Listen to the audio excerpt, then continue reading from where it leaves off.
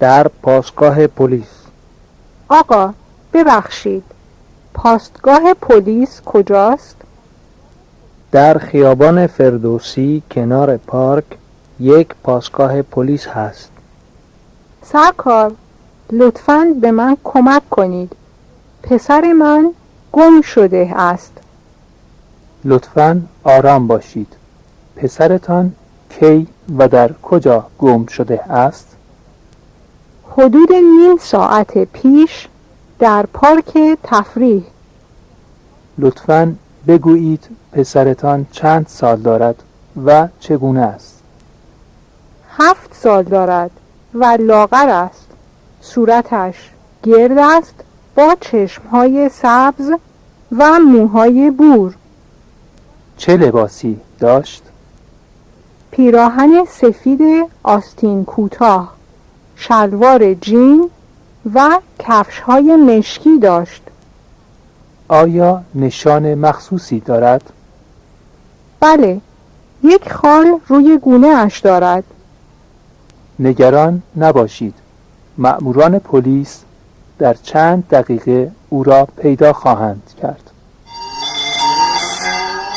آقا، معذرت می‌خواهم، من گم شده ام. می توانید مرا راهنمایی کنید؟ بله، البته.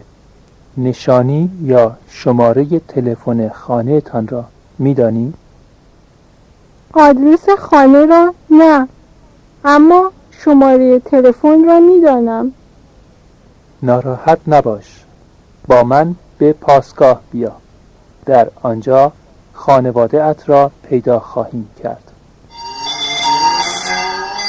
سرکار، آیا می توانید به من کمک کنید؟ چه اتفاقی افتاده است؟ چه کمکی می توانم به شما بکنم؟ کیف دستم را به همه مدارکم دزدیده اند. کجا و چه وقت آن را دزدیده اند؟ درست نمیدانم. فکر می کنم در سالن سینما آن را از من دزدیده اند. کیف شما چطور بود و در آن چه مدارکی داشتید؟ یک کیف چرمی قهوه‌ای و در آن مقدار پول به همراه گذرنامه و شناسنامه داشتم. خوشبختانه آن را از شما ندزدیده اند. آن را روی صندلی جا گذاشته بودید. اگر شما آن را پیدا کرده اید؟ مأمور سالن آن را پیدا کرده است. لطفاً دفعه دیگر بیشتر مواظب باشید. خیلی متشکرم.